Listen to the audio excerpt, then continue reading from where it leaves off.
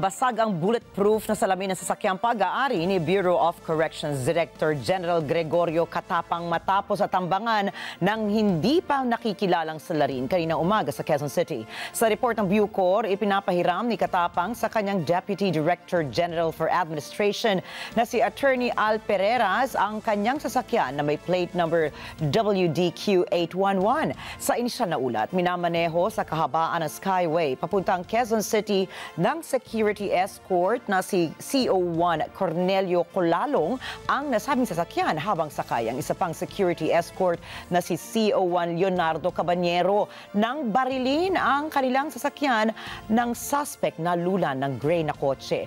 Bagamat nabasag ang bulletproof glass sa likod ng sasakyan ay hindi naman tumagos ang bala. Gayunman, ang trajectory ng bala ay papunta sa passenger side sa unahan kung saan nauupo si Pereras.